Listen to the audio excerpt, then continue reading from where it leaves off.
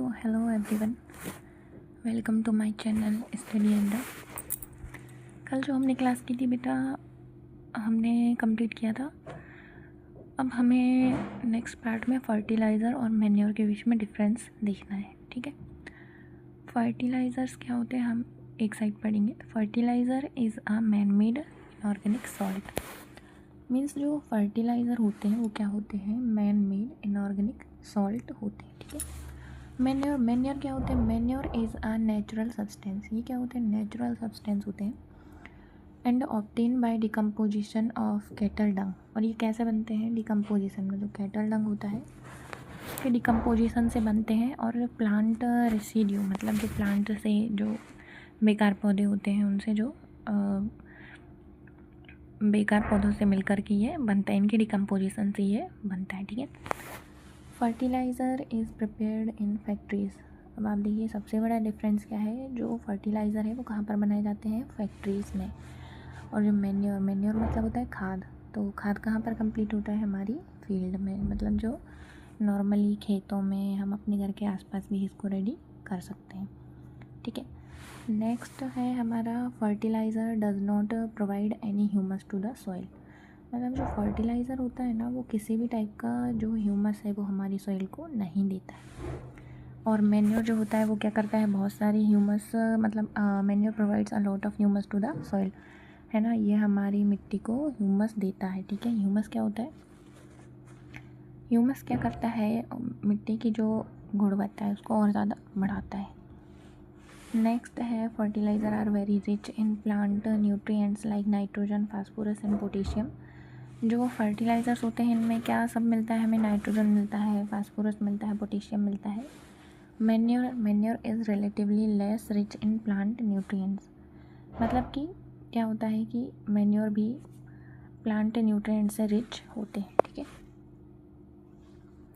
Next है हमारा table 1.1 gives the differences between a fertiliser and manure. अब यहाँ पर कि जो डिफरेंसेस को देखते हुए हमें ये समझ में आता है कि मैन्योर जो है ना वो ज़्यादा क्या है, मतलब उसके एडवांटेज ज़्यादा है। ठीक है, बजाय फर्टिलाइज़र के। ठीक है, तो हम यहाँ पर पढ़ेंगे fertilizers advantage of manure. The organic manure is considered better than fertilizer. मतलब कि जो ऑर्गेनिक मैन्योर है उसे हम क्या करती है, वो ज़्यादा फ़ायदेमंद होती है, उसकी ज़्यादा एडवांटेज है। दिस इज़ बिकॉज क्योंकि it enhance the water holding capacity of the soil. ये क्या करता है, मिट्टी की जो वाटर होल्डिंग कैपेसिटी है उसको बढ़ाता है। नेक्स्ट है it makes the soil porous due to which exchange of gases become easy. Manure क्या करता है, सॉइल को पोरस बनाता है, मतलब उसमें छोटे छोटे छिद्र जो होते हैं ना, उससे क्या होता है, गैसेस एक्सचेंज ईजीली हो जाती हैं। It increase the number of friendly microbes. मतलब क्या होता है कि जो मैन्योर होता है, खाद जो होता है, वो क्या करता है, माइक्रोब्स की संख्या को बढ़ाता है। It improve the texture of soil, है ना, और ये टेक्सचर जो होता है, मिट्टी का टेक्सचर है, उसको इंक्रीज़ करता है, इम्प्रूव करता है। ठीक है, हमारा नेक्स्ट टॉपिक है इरिगेशन। इरिगेशन आप पढ़ चुके हैं, आपने प्रीवियस क्लास में पढ़ा होगा, है ना, बट हम यहाँ पर भी इस टॉपिक को कंप्लीट करेंगे। जो हमारा टॉपिक है irrigation, all living beings need water to live. मतलब सारे जो लिविंग बींग्स हैं, जो जीवित प्राणी हैं, उनको क्या होता है, पानी की ज़रूरत होती है।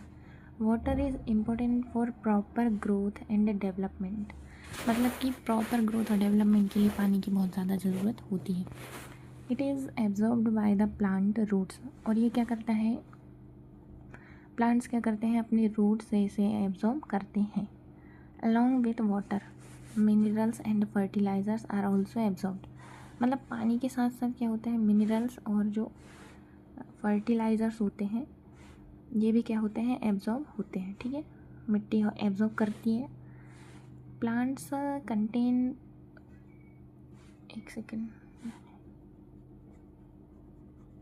Plants contain nearly 90% water. Water is essential because germination of seed does not take place under dry condition. मतलब प्लांट्स क्या होते हैं, उनके अंदर 90% वाटर होता है। ठीक है, क्योंकि जो वाटर है ना, वाटर इतना ज़रूरी होता है कि इसके बिना जो सीड्स का जर्मिनेशन है वो ड्राई कंडीशन में नहीं हो सकता है। Nutrients dissolve in water are transported to each part of the plant.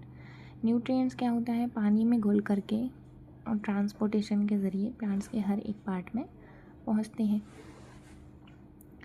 Water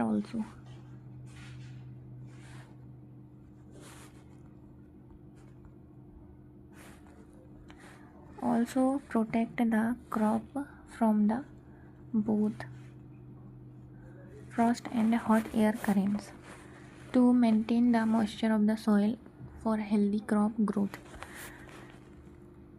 water क्या करता है, क्रॉप को जो गर्म हवाएं हैं उनसे क्या करता है, बचाता है, क्योंकि ये क्या करता है, मिट्टी में नमी को बनाए रखता है और हेल्दी क्रॉप की ग्रोथ के लिए ज़्यादा ज़रूरी होता है।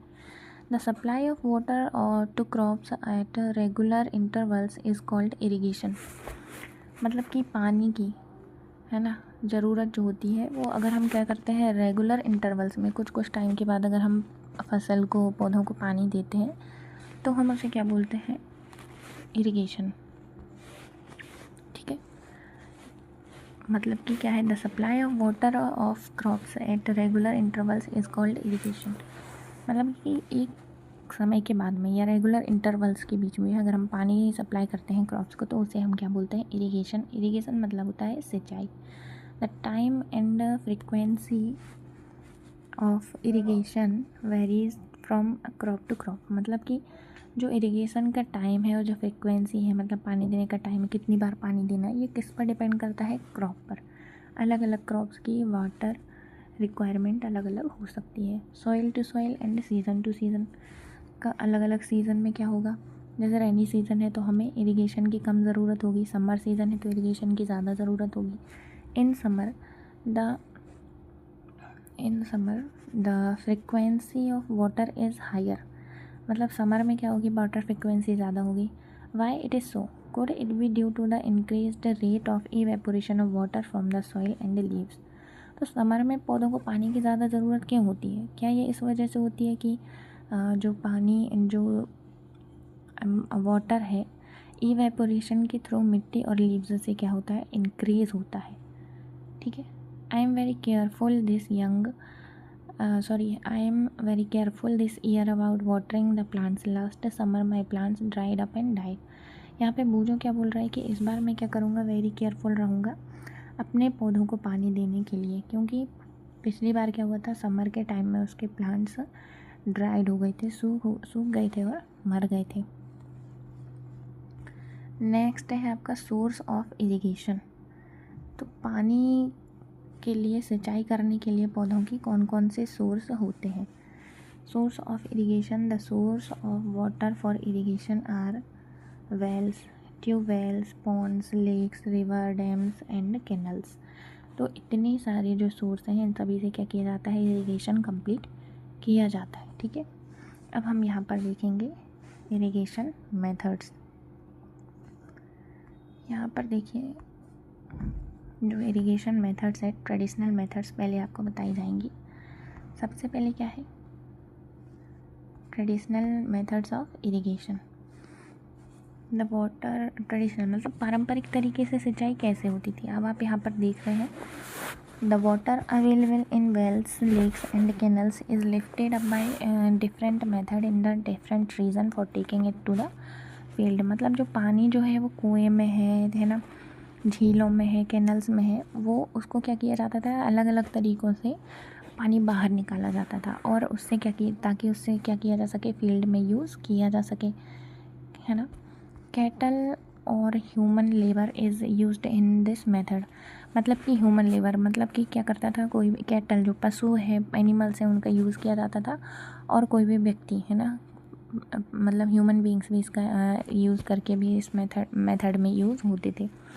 सो these methods are cheaper but less efficient, है ना। यहाँ पर क्या है, ऐसी मेथड कैसी थी, चीप मतलब सस्ती, लेकिन कम उनसे फ़ायदा मिल पाता था। The various traditional ways are, सबसे पहले क्या है, pulley system and chain pump. दो टाइप के मेथड्स आपको दिखाई दे रही हैं। मोट, है ना, पुली सिस्टम आपने देखा होगा, जो लोग गांव से हैं या जिनके घर के आसपास, गांव के आसपास क्या है, कुआं होता है, आपने देखा होगा, कुएं में कैसे निकालते हैं पानी, एक बाल्टी रहती है और उसमें इस टाइप से देखिए यहाँ पर ये जो है इसको हम बोलते हैं पुली, है ना।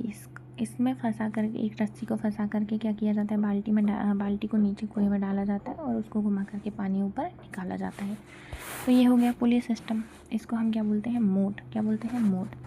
फिर है इसके बाद है चेन पंप। चेन पंप आप देखिए ये इस टाइप से होता है चेन पंप। चेन पंप में क्या होता है, ये देखिए यहाँ पर चेन लगी हुई है ना।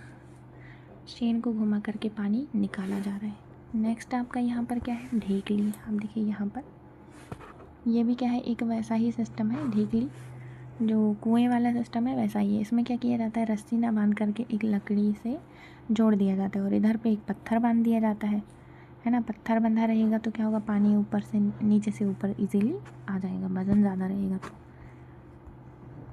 फिर नेक्स्ट क्या है, रहट। रहट आप देखिए इसमें क्या किया जाता है, रहट का आप डायग्राम देखिए। इसमें एक एनिमल है, इसको यहाँ पर बांध दिया गया है और इसको इस जो एक खंबा टाइप का है, इसमें यहाँ से इसके गर्दन से मतलब बांध दिया गया है। इसको ये चलेगा जब भी, तो आप देखिए यहाँ पर ये बाल्टियाँ बंधी हुई हैं, इनमें पानी भर भर के ऊपर आएगा। अब हम इनके बारे में थोड़ा सा पढ़ लेते हैं। Pumps are commonly used for lifted water. मतलब कि ज़्यादातर क्या था, पंप वगैरह का यूज़ होता था पानी को बाहर निकालने के लिए। Diesel, biogas, electricity and solar energy is used to run these pumps, है ना। इन पम्प्स को चलाने के लिए डीजल, बायोगैस और इलेक्ट्रिसिटी और सोलर एनर्जी, इन सब का यूज़ किया जाता है। अब है मॉडर्न मेथड। मतलब अभी के जो तरीके हैं, पुराने आपने देख लिए पारंपरिक तरीके कैसे होते, है ना। ढेकली, रहट, मोट और इस टाइप के ट्रेडिशनल मेथड हमने देखे। अब हम देखेंगे मॉडर्न मेथड, मतलब कि जो अभी सिंचाई की जाती है उसके क्या तरीके हैं। पहले हम देख लेते हैं। Modern method of irrigation help us to use water economically. The main methods used are as follow. आप यहाँ पर देखिए जो मेन जो तरीके हैं वो क्या है। Sprinkler system. स्प्रिंकलर आप समझते हैं, स्प्रिंकलर सिस्टम है। आप यहाँ पर देखिए ये ऐसे ये स्प्रिंकलर सिस्टम होता है। आप देखिए थोड़ा सा और बताती हूँ मैं क्या होता है। ये देखिए यहाँ पर ये पौधे लगे हैं, है ना। यहाँ पर ये पौधे लगे हैं और यहाँ से ये पानी जा रहा है, यहाँ से पानी जा रहा है, ये पौधे लगे। हर एक पौधे के पास में ऐसा पाइप लगाया जाता है ना, ताकि क्या हो सके पानी, मतलब ये नोजल टाइप का होता है। देखा होगा आपने, नोजल जो होते हैं ना, हर एक पौधे के ऐसे लंबे पाइप लगा करके एक एक नोजल लगा दिया जाता है और वो जब चलते हैं तो चारों ओर पानी बरसता है, ठीक है। तो अब हम यहाँ पर पढ़ते हैं स्प्रिंकलर सिस्टम क्या होता है। This system is more useful on the uneven land where sufficient water is not available. मतलब कि ये जो स्प्रिंकलर सिस्टम है वो कहाँ पर यूज़फुल होता है, जहाँ पर पानी की कमी होती है, मतलब सफिशिएंट पानी अवेलेबल ना हो तो वहाँ पर ये सब काम करता है, ठीक है। स्प्रिंकलर सिस्टम काम करता है। The perpendicular pipes having rotating nozzles on the top. मतलब कि यहाँ पर क्या होता है, परपेंडिकुलर पाइप्स होते हैं और इनके ऊपर क्या होते हैं, नोजल लगे होते हैं।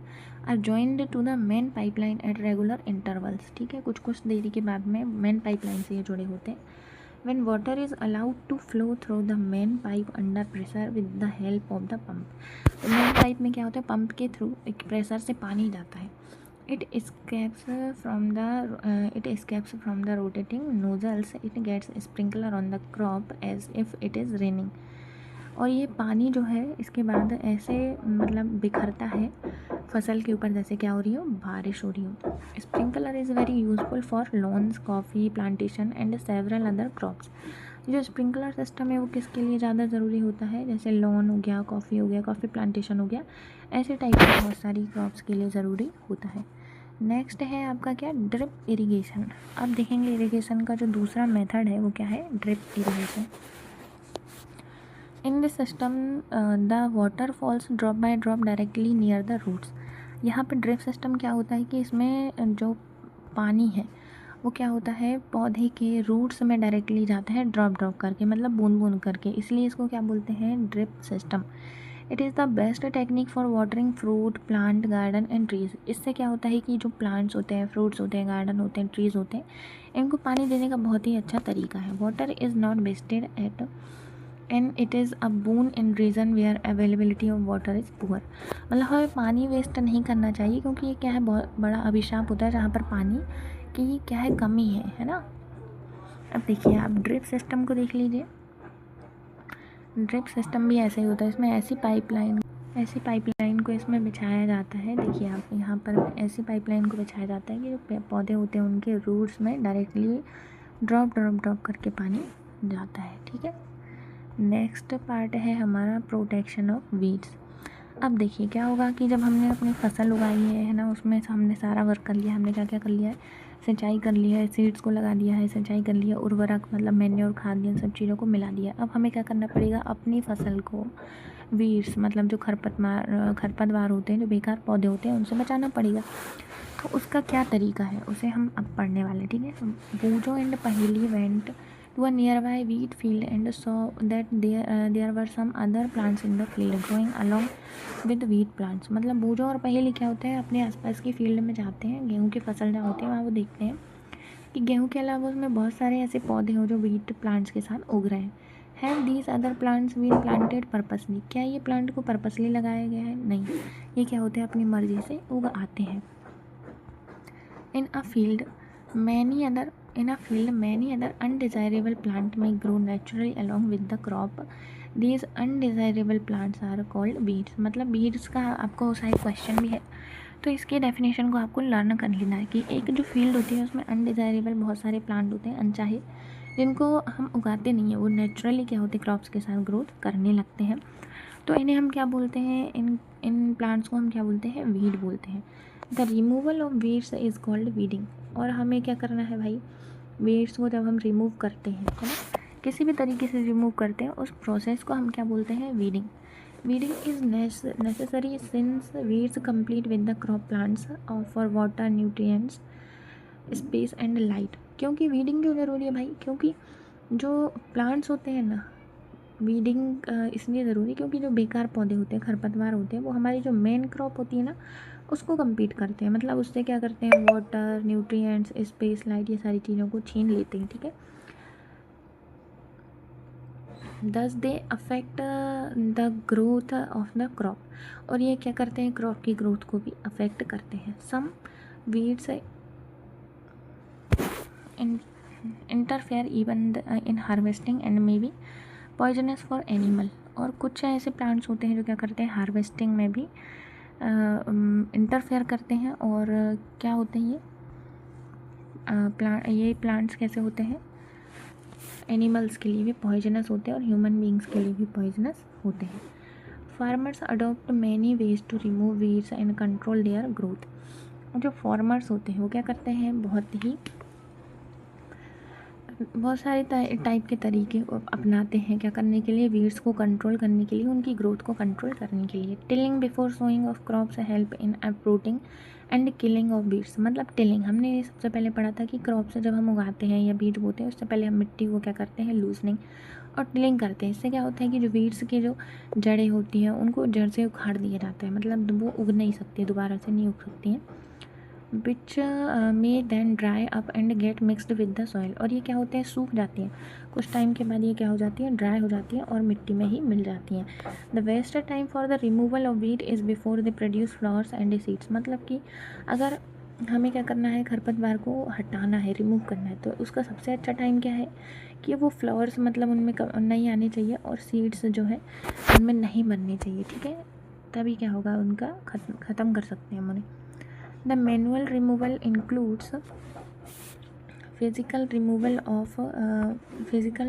of weeds by uprooting or cutting them close to the ground, है ना। यहाँ पे क्या है, रिमूव करने का तरीका क्या है, या तो उनको फिजिकली रिमूव कर दिया जाए, जड़ से उखाड़ दिया जाए, और मतलब ग्राउंड से दूर फेंक दिया जाए, है ना। From time to time this is done by the help of khurpi, है ना। ये किसकी हेल्प से किया जा सकता है, आपने एक देखा होगा टूल्स, है ना, खुरपी होता है और सीड ड्रिल भी ऐसे इसमें काम में आता है, ठीक है, जो क्या करता है, वीड्स को रूट से ही उखाड़ देता है। Weeds are also control by using certain chemicals called weedicide. मतलब कि जो वीड्स होते हैं ना, उनको केमिकल से भी कंट्रोल कर सकते हैं, इन्हें हम क्या बोलते हैं, वीडिसाइड बोलते हैं। जैसे 2,4-D These are sprayed in the field to kill the weeds. They do not damage the crops. जो वीडीसाइड होते हैं इन्हें क्या करते हैं, स्प्रे कर दिया जाता है और ये हमारी क्रॉप को मतलब डैमेज नहीं करते। ये सब किसको डैमेज करेंगे, सिर्फ वीड्स को डैमेज करेंगे। The weedicides are diluted with water to extend required and spread in the field with the sprayer. मतलब वीडीसाइड्स को जब यूज़ करते हैं तो इनको पानी के साथ मिला करके क्या किया जाता है, स्प्रे किया जाता है फील्ड में। एक स्प्रेयर होता है, उससे स्प्रे कर दिया जाता है। ठीक है, अब हम नेक्स्ट क्या पढ़ने वाले हैं यहाँ पर। हाँ देखिए, यहाँ पर इस टाइप से ये होता है, आप फ़ोटो देख लीजिए, एक इमेज दिया है आपकी बुक में। ये इस टाइप से स्प्रेयर होता है ना, यहाँ से ये स्प्रे कर दिया जाता है, जो क्रॉप्स है इसमें स्प्रे कर दिया जाता है। ठीक है, do weedicides have any effect on the person handling the weedicide sprayer. मतलब कि क्या होता है, जो वीडीसाइड होता है वो जो पर्सन उसको हैंडल कर रहा है या स्प्रे कर रहा है, उसको कोई नुकसान होता है क्या। As already mention, weedicide are sprayer during the vegetative growth of weeds. हाँ जी, इसका आंसर ये है कि भाई जो पर्सन है जो स्प्रे कर रहा है उसको भी क्या हो सकता है, नुकसान। इसलिए मास्क लगा करके, अपने हैंड्स को कवर करके और अपनी आइज़ को कवर करके ही ये स्प्रे करना चाहिए। ठीक है, अब यहाँ पे देखिए, ऐसे ऑलरेडी मेंशन किया है कि वीडीसाइड स्प्रे कब किया जाता है, vegetative growth of weeds before flowering and seeds formation. मतलब कि जो वीड है, खरपतवार अनासी के जो पौधे हैं, खरपतवार जो पौधे हैं, उनके क्या फ्लावरिंग पहले, ग्रोथ सीड्स के आने से पहले ही हमें उनको क्या करना पड़ेगा, स्प्रे करना पड़ेगा। स्प्रेइंग ऑफ वीडीसाइड्स में affect the health of farmers. और स्प्रे करना, वीडीसाइड्स करना, ये क्या कर सकता है, वीडीसाइड्स का स्प्रे करना फार्मर्स की हेल्थ को भी अफेक्ट करता है। So they should use the chemicals very carefully. उनको क्या करना चाहिए, केमिकल्स को वेरी केयरफुली यूज़ करना चाहिए। They should cover their nose and mouth with the piece of cloth during spraying of these chemicals। उनको क्या करना चाहिए, अपने माउथ को और कहाँ अपने हैंड्स को और नोज़ को, इन सबको कवर कर लेना चाहिए। ठीक है, अब देखिए, अब हमारी जो फसल है वो पक के तैयार हो जाती है ये सारी प्रोसेस को कंप्लीट करने के बाद। इसके बाद क्या आता है, हार्वेस्टिंग। ठीक है, हार्वेस्टिंग क्या होता है भाई, अब देख लेते हैं।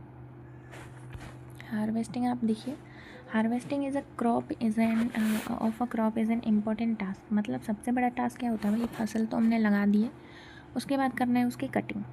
तो कटिंग ही क्या होता है, एक मैच्योर जो क्रॉप होती है उसकी कटिंग करने को ही हम क्या बोलते हैं, हार्वेस्टिंग बोलते हैं। In harvesting crops are pulled out और cut close to the ground. मतलब इसमें हार्वेस्टिंग में क्या होता है कि इन पौधों को या तो जड़ से उखाड़ सकते हैं या फिर ग्राउंड से भी कट कर सकते हैं। इट यूजुअली टेक्स 3 और 4 मंथ फॉर आ 3 और 4 month of a cereal crop to mature.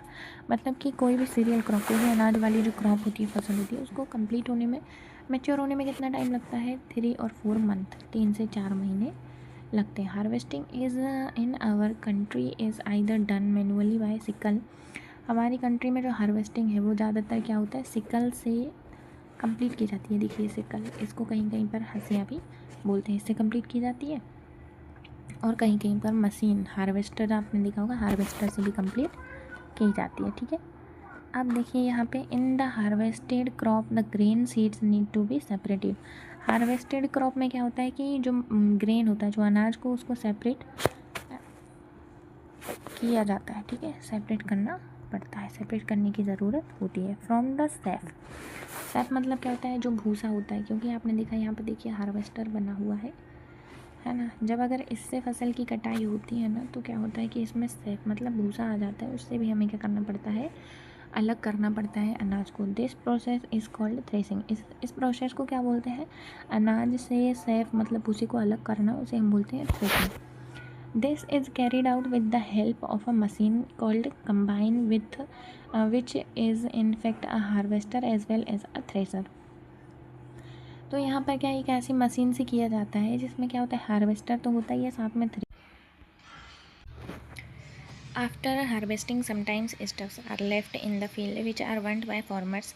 The hilly is worried, she knows that is caused pollution. It may also catch fire and damage the crops lying in the field. देखिए harvesting के complete होने के बाद क्या होता है कि जो स्टब्स होते हैं, जो क्रॉप्स के जो डंठल होते हैं वो फील्ड पर छूट जाते हैं।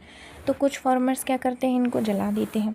अब पहले इस बात से उसको चिंता हो रही है कि क्या होता है, इससे पॉल्यूशन होता है, वो जानती है।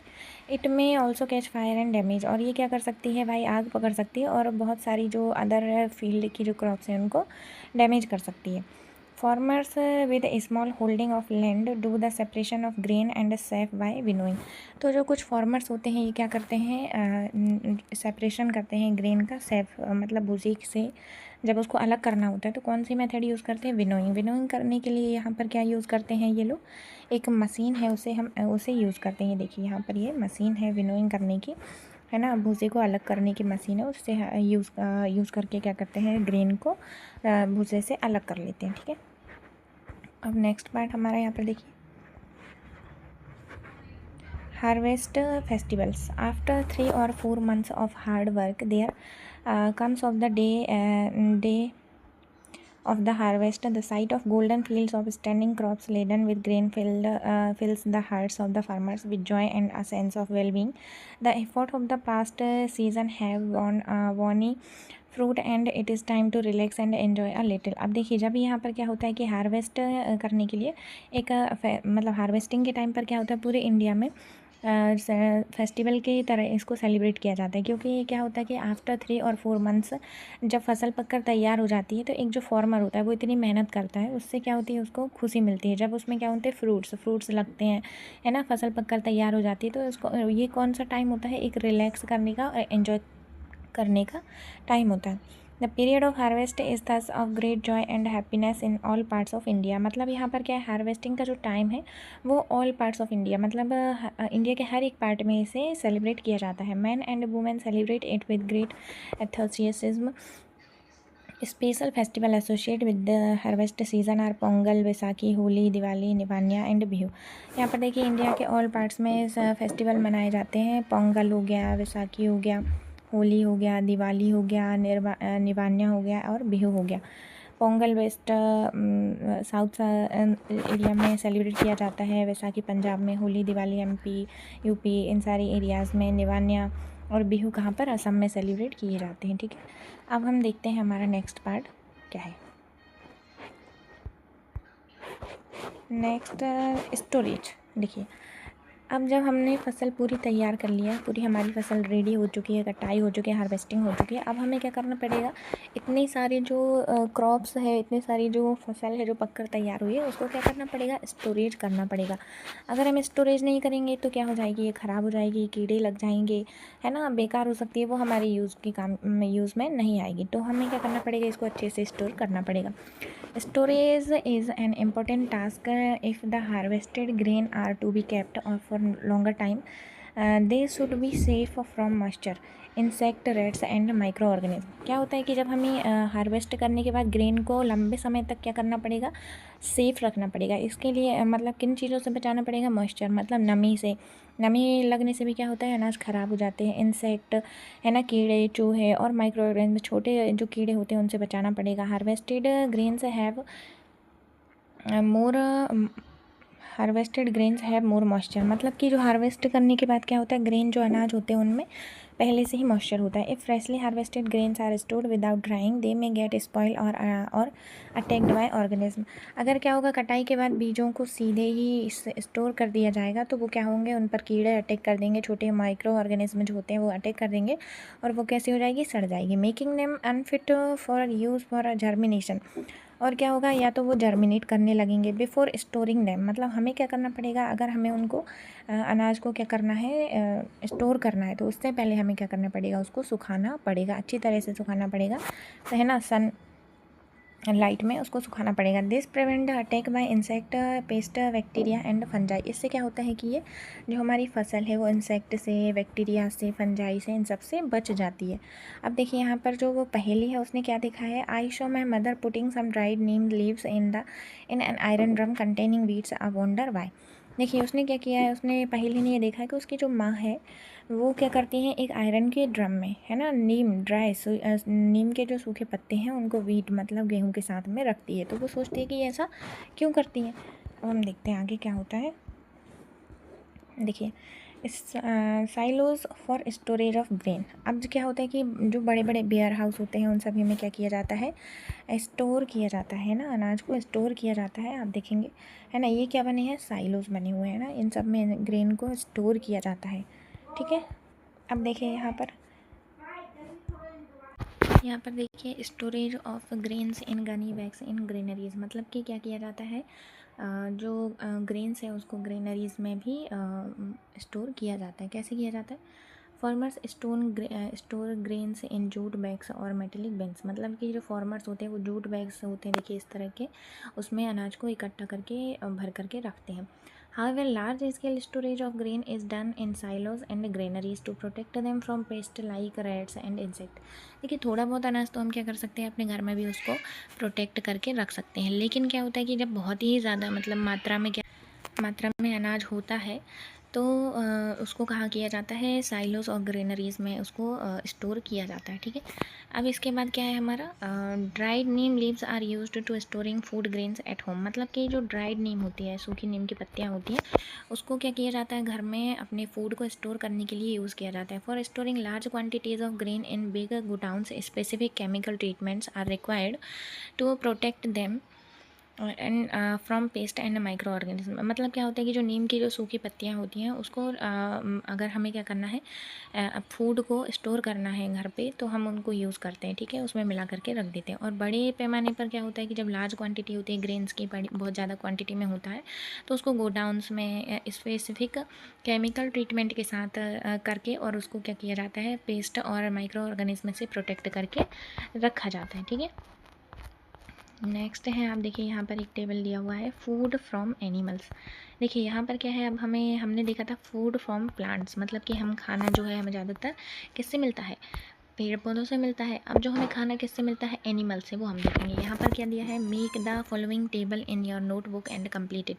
अब यहाँ पर एक टेबल दी हुई है कि आपको क्या करना है, इसको कंप्लीट करना है। जैसे दिया है मिल्क दिया है, काऊ किससे मिलता है, काऊ, बफेलो, सी गोट, सी कैमल, इन सभी से मिलता है। ठीक है, और नेक्स्ट हम और क्या कर सकते हैं भाई, मिल्क की जगह पर दूसरा जो आपका पार्ट हो सकता है वो क्या हो सकता है, मीट हो सकता है ना, मीट हो सकता है। और क्या हो सकता है, एनिमल से हमें क्या मिलता है, मिल्क मिलता है, मीट मिलता है ना। इन सब चीज़ों को आप करके कंप्लीट करके इसको फिल कर लीजिए, है ना। After completing this table, you must have seen that like plants, animal also provide us with different kind of food. Many people living in the coastal areas consume fish as a major part of their diet. देखिए आपने इस table के माध्यम से क्या देखा है कि जो एनिमल्स होते हैं और जो प्लांट्स होते हैं उन दोनों से ही हमें क्या मिलता है, फूड मिलता है। लेकिन ऐसे कुछ लोग होते हैं जो कोस्टल एरिया में रहते हैं ना, समुद्री तटीय एरिया में रहते हैं, तो वो क्या करते हैं, एक फिश जो होती है ना उसको एक डाइट के रूप में लेते हैं, खाने के रूप में लेते हैं। In the previous classes you have learn about the food that we obtain from plants, मतलब कि हमने क्या देखा प्रीवियस क्लास में, ऐसे खाने मतलब फूड को देखा है, पढ़ा है जो हमें किससे मिलते हैं, प्लांट से। We have just seen that the process of crop production involve a number of steps like selection of seed, sowing etcetera. तो हमने वहाँ पर क्या देखा कि क्रॉप प्रोडक्शन करने के लिए बहुत सारे स्टेप्स को फॉलो करना पड़ता है, जैसे कि सीड, सोइंग, है ना, ये सारी चीज़ें।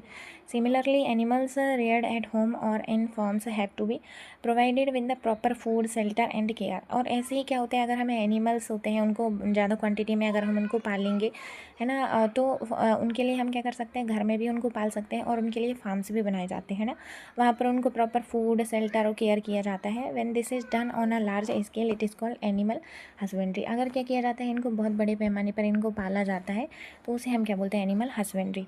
Fish is good for health, we get cod liver oil from the fish which is rich in vitamin D. Fish क्या होता है, एक अच्छी चीज़ है हमारी हेल्थ के लिए, और इससे क्या होता है, कॉड लिवर ऑयल मिलता है और इसमें क्या होता है, सबसे ज़्यादा विटामिन डी होता है। ठीक है, आप देखिए यहाँ पर हमारा जो चैप्टर है वो कंप्लीट हो चुका है। अब नेक्स्ट जो वीडियो है हम उसमें क्या कंप्लीट करेंगे, इसके क्वेश्चन आंसर हम कंप्लीट करेंगे। तब तक के लिए bye bye, thanks for watching.